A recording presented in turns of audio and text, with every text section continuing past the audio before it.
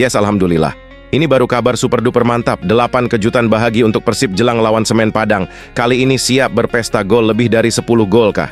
Apalagi pemain ini sukses bungkam kritikan keras Bobotoh. Siapakah dia dan gimana itu bisa terjadi? Simak detail lengkapnya berikut ini. PT LIB hapus kartu kuning Matteo Kojichan lawan Persik Kediri dan hapus hukuman skorsing untuk Mark Klok. Keduanya bisa tampil dengan kekuatan penuh saat Persib lawan Semen Padang di lanjutan Liga 1 musim ini jadi tuntutanku. Di sisi lain ini kabar terbaru dari Matteo. Penasaran? Temukan jawabannya hanya di sini. Ini baru kelas Eropa. Bojan Hodak dekati rekor Luis Milla, 2 pertandingan lagi untuk jadi pelatih legendaris di Persib Bandung. Pelatih Bojan Hodak kini hanya membutuhkan 2 kemenangan untuk menyamai prestasi Luis Milla. Apa yang membuat perjalanan ini begitu menarik? Simak ulasan lengkapnya.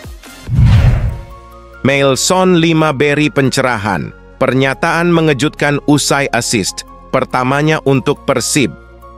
Dalam pernyataan pasca pertandingan, Mailson 5 membuat pengakuan yang menarik perhatian. Apa yang ia katakan tentang performanya? Simak ulasan lengkapnya. Kembali ke Persib, David da Silva bagikan pesan emosional untuk Bobotoh. Dalam momen comeback yang dinantikan, David da Silva mengekspresikan rasa syukur dan bahagianya. Apa isi pesan harunya? Simak ulasan menariknya. Viral, baliho Ridwan Kamil pakai jersey Persib dukung Persija. Apa yang terjadi? Dalam momen yang mengejutkan, baliho Ridwan Kamil dengan jersey Persib menjadi sorotan publik. Bagaimana respons tim suksesnya? Temukan fakta-fakta di baliknya.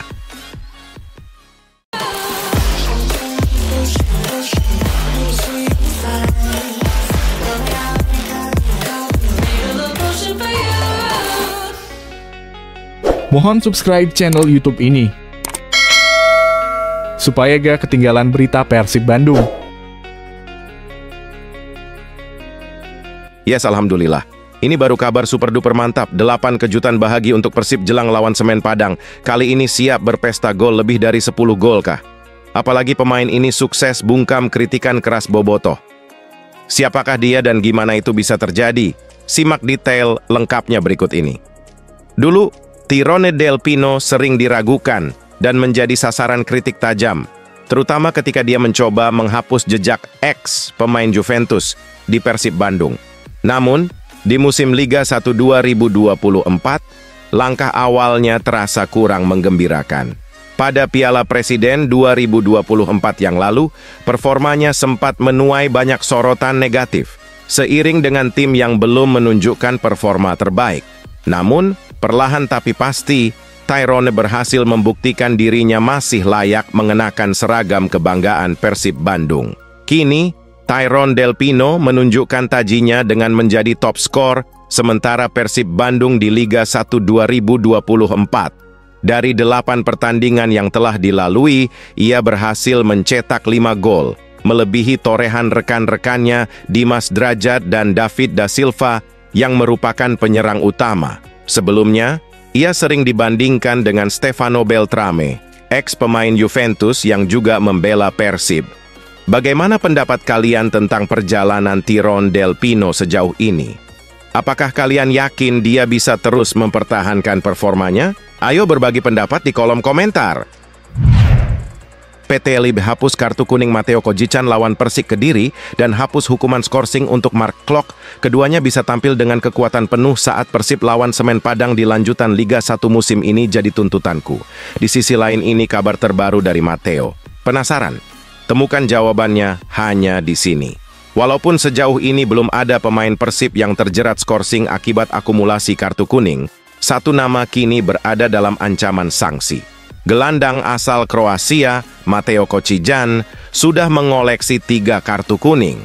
Kartu kuning ketiganya didapat saat Persib bertanding melawan Persik Kediri di Stadion Brawijaya beberapa hari lalu.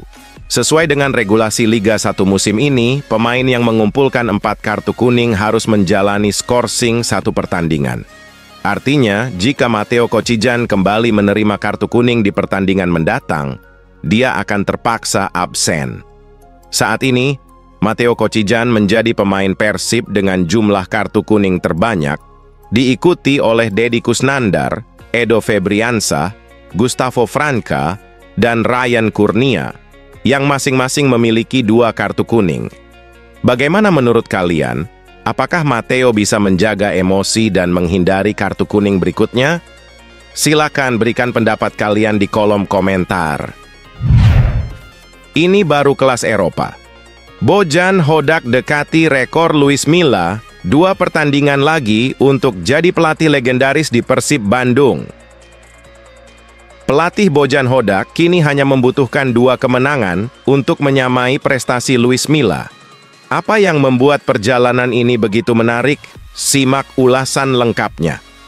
Kemenangan Persib Bandung atas Persik Kediri dengan skor 0-2 membawa pelatih Bojan Hodak semakin mendekati rekor pribadinya. Kini, Persib mencatatkan 13 laga tanpa kekalahan di Liga 1, termasuk 4 laga terakhir di babak Championship Series musim 2023-2024. Jika Persib berhasil menang atau imbang melawan Semen Padang di pertandingan berikutnya, Bojan Hodak akan menyamai catatan 14 laga tak terkalahkan yang dia raih musim lalu. Catatan tersebut terhenti ketika Maung Bandung kalah 0-2 dari Persik Kediri di pekan 21. Meskipun demikian, rentetan hasil ini masih kalah dibandingkan era Luis Milla yang membawa Persib tak terkalahkan selama 15 pertandingan di Liga 1 musim 2023. Kemenangan atas Persik Kediri juga menjadi momen bersejarah karena ini adalah kemenangan tandang pertama Persib di Liga 1 musim ini setelah sebelumnya bermain imbang di 3 laga away. Berkat hasil ini, Persib naik ke peringkat 2 klasemen Liga 1 2024 sampai 2025 dengan 19 poin, hanya terpaut 1 poin dari pemimpin klasemen Bali United. Bagaimana pendapat kalian tentang performa Persib di bawah asuhan Bojan Hodak? Apakah mereka bisa terus melanjutkan tren positif ini? Ayo diskusikan di kolom komentar. Mailson 5 beri pencerahan. Pernyataan mengejutkan usai assist pertamanya untuk Persib. Dalam pernyataan pasca pertandingan, Mailson 5 membuat pengakuan yang menarik perhatian. Apa yang ia katakan tentang performanya? Simak ulasan lengkapnya. Penyerang Persib Bandung, Mailson 5, merasa sangat senang setelah berhasil berkontribusi dalam laga melawan Persik Kediri yang berakhir dengan skor 0-2. Dalam pertandingan tersebut, Mailson mencetak assist pertamanya yang menghasilkan gol kedua bagi Persib. Ia mengungkapkan bahwa kemenangan ini diraih dengan susah payah, mengingat Persik Kediri mendominasi babak pertama. Ini laga yang sulit. Kediri bermain sangat bagus di babak pertama, ujarnya.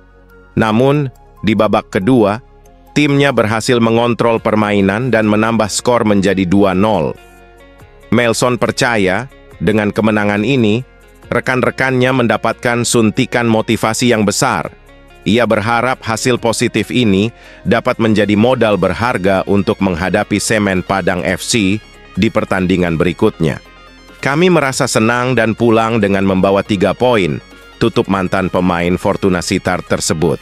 Bagaimana menurut kalian? Apakah kontribusi Mailson bisa semakin meningkat di laga-laga selanjutnya? Ayo berbagi pendapat di kolom komentar.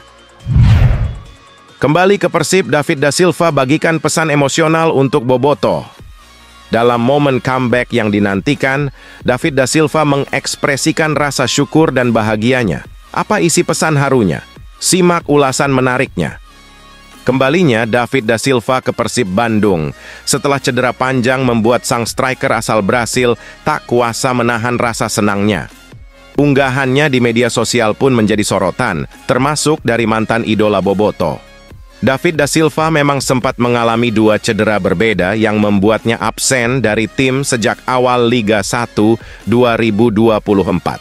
Setelah beberapa waktu kembali fit, dia harus menepi lagi usai pulang dari Zhejiang FC di Cina. Melewatkan beberapa pertandingan, termasuk melawan Persebaya Surabaya dan Lion City Sailors FC.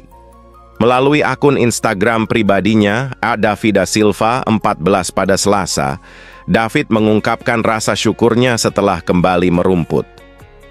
Pertama-tama saya berterima kasih kepada Tuhan dan semua yang terlibat, teman, staf pelatih, tim medis, dan fans atas kata-kata penyemangatnya, terutama keluarga saya, Avan Pacanaro, yang selalu memberi saya kekuatan, tulisnya. Ia juga menambahkan, bagaimanapun, teruslah berjalan karena roket tidak akan mundur. Unggahan tersebut menarik perhatian mantan gelandang Persib Bandung, Mohamed Rashid, yang menuliskan, "Sangat senang untuk melihatmu kembali beraksi, saudaraku. Tetap semangat." Bagaimana menurut kalian, apakah kembalinya David da Silva akan memberikan dampak besar bagi tim? Mari berdiskusi di kolom komentar. Viral, baliho Ridwan Kamil pakai jersey Persib dukung Persija. Apa yang terjadi? Dalam momen yang mengejutkan, baliho Ridwan Kamil dengan jersey Persib menjadi sorotan publik. Bagaimana respons tim suksesnya? Temukan fakta-fakta di baliknya. Sebuah baliho yang viral menunjukkan calon gubernur DKI Jakarta, Ridwan Kamil, mengenakan jersey Persib Bandung, namun dengan dukungan untuk Persija Jakarta menjadi perbincangan hangat di media sosial. Dalam foto tersebut, Ridwan Kamil terlihat mengenakan jersey Persib dan topi khas Sunda, totopong, sementara di sudut kanan atas baliho tertulis, "Ayo Persija juara." Di kiri atas ada tulisan Rido, singkatan dari Ridwan Kamil dan Suswono, pasangan calon gubernur dan wakil gubernur Jakarta 2024. Di latar belakang baliho terlihat Jakarta International Stadium, JIS, yang dikenal sebagai markas klub Macan Kemayoran. Namun, pihak tim pemenangan Ridwan Kamil dan Suswono menganggap baliho ini sebagai bentuk kampanye hitam. Jubir mereka, Dave Laksono, menilai ini adalah upaya untuk menciptakan ketegangan dalam pemilihan. "Kami yakin ini bukan berasal dari tim internal kami," ujarnya. "Ada pihak-pihak yang ingin menghancurkan situasi damai demi kepentingan pribadi," lanjutnya. Herzaki, anggota tim pemenangan lainnya, menambahkan bahwa ini menunjukkan kepanikan dari lawan yang tertinggal jauh dalam survei dan debat. Bagaimana pendapat kalian tentang baliho ini dan tudingan kampanye hitam ini? Apakah kalian percaya ada pihak yang sengaja ingin memecah belah? Mari berdiskusi di kolom komentar.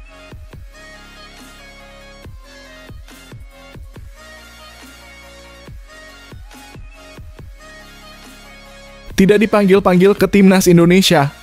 Mark Klok hubungi Shin Tae-yong. Siap lengkapi trio lini tengah dengan Ivar Jenner dan Tom Haye. Mark Klok masih akan menunggu panggilan kembali ke Timnas Indonesia.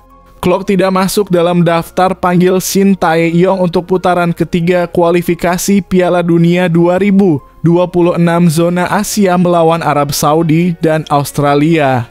Posisi tengah skuad Garuda saat ini cukup penuh diisi dengan Ivar Jenner, Tom Haye, dan Ricky Kambuaya. Kondisi ini membuat pemain Persib tersebut sementara disimpan dan masih menunggu panggilan selanjutnya. Mark Klok menjelaskan dia ingin segera kembali membela Timnas Indonesia. Apalagi dia jadi salah pemain yang membawa Maung Bandung juara Liga 1 musim lalu. Selain itu, mimpi untuk bermain di Piala Dunia akan jadi motivasi agar bisa bermain untuk negara. Saya berharap bisa segera kembali bermain. Saya telah berbicara dengan pelatih nasional tentang hal itu. Itu tidak mungkin karena penampilan saya. Saya menjalani musim yang baik, kami menjadi juara. Meskipun itu akan sangat sulit, kata Mark Klok dari laman ESPNNL. Pemain berusia 31 tahun ini hanya bisa menghormati keputusan pelatih asal Korea Selatan tersebut. Namun dia sudah menghubungi sang pelatih dan siap kembali ke Timnas Indonesia. Sejauh ini Klok sudah mencatatkan 19 caps bersama Timnas Senior. Sayang sekali, tetapi pelatih yang memutuskan. Saya harus menerimanya. Kami harus bermain dengan klub. Lanjutnya, Klok juga memberikan komentar terkait banyaknya pemain keturunan yang membela skuad Garuda. Menurutnya saat sudah bermain untuk timnas, maka sosial media mereka akan meledak. Supporter Indonesia yang fanatik selalu memberikan dukungan pada semua pemain yang ada. Tentunya mereka siap mengirim kritik saat ada pemain yang dinilai kurang maksimal dalam pertandingan. Anda ingin menjadi pria sejati, orang besar. Lagi pula itu juga yang Anda impikan sebagai pesepak bola profesional. Tutupnya. Rumput GBK dikeluhkan saat timnas Indonesia lawan Australia. Menpora beri penjelasan. Jadi salah satu biang timnas Indonesia tidak bisa keluarkan taktik indahnya kah? Menpora Dito Aryo Tejo kembali menekankan pentingnya menjaga kualitas rumput di SUGBK. Dito berujar nursery rumput perlu segera dilakukan. Hal itu ditegaskan Dito menanggapi sorotan terhadap kualitas rumput GBK pada pertandingan Indonesia versus Australia pada Selasa kemarin. Ya, inilah yang kita selalu sampaikan, bagaimana nursery untuk rumput GBK ini harus segera dilakukan, kata Dito di Kompleks Istana Kepresidenan Jakarta. Dito menyampaikan saat ini nursery rumput GBK sudah dalam proses di mana disiapkan lahan di Kemayoran sebagai tempat pembibitan dan perawatan rumput. Dan saat ini sudah dalam proses bagaimana menyiapkan lahan 1 hektare di Kemayoran, kalau tidak salah itu untuk khusus nursery rumput GBK, kata Dito. Media Australia merasa tertipu dengan peringkat timnas Indonesia.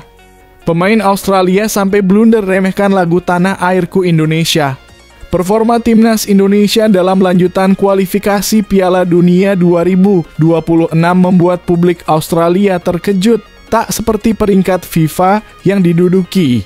Publik Australia menyoroti hasil akhir matchday kedua fase grup C putaran ketiga kualifikasi Piala Dunia 2026 timnas mereka melawan timnas Indonesia. Hasil ini membuat publik Australia terkejut, tetapi yang lebih membuat mereka terheran adalah performa timnas Indonesia sepanjang laga. Tim besutan Sintayong bermain tak seperti peringkat yang mereka duduki saat laga berlangsung. Skuad Garuda masih bertengger di peringkat ke-133. Hal yang wajar jika fan timnas Australia memandang rendah kualitas skuad Garuda meski pada akhirnya mereka dibuat terkejut. Indonesia sempat menggebrak di awal laga meski pada akhirnya harus banyak bertahan dari serangan-serangan Australia. Permainan Indonesia bahkan dinilai lebih berani ketimbang penampilan yang ditunjukkan Bahrain saat berhasil menekuk Australia. Harapan fan Australia agar timnas mereka segera lolos ke Piala Dunia 2026 pun seolah mendapat pukulan telak dari Indonesia. Harapan Soceroos untuk lolos langsung ke Piala Dunia 2026 mendapat pukulan telak lagi setelah ditahan imbang 0-0 melawan Indonesia. Tulis Sydney Morning Herald. Pertandingan melawan Indonesia lebih terbuka ketimbang bentrokan melawan Bahrain. Timnas Indonesia pun tampil sedikit lebih berani sebagai tim yang berada di peringkat ke-133 dunia. Mereka didukung sekitar 80.000 penggemar di Stadion Gelora Bung Karno hingga pertandingan berakhir. Imbuh mereka, selain Graham Arnold yang dikritik karena gaya permainannya yang pragmatis dan cukup mendasar. Tulis Sydney Morning Herald lagi. Mereka menguasai bola hingga 63%, 15 tendangan sudut berbanding 3, dan melepaskan 19 tembakan ke gawang dengan 5 diantaranya tepat sasaran. Akan tetapi semuanya sia-sia pada akhirnya. Sang pelatih juga jelas dikecewakan oleh kurangnya kualitas dari para pemainnya pada malam itu. Imbuh mereka,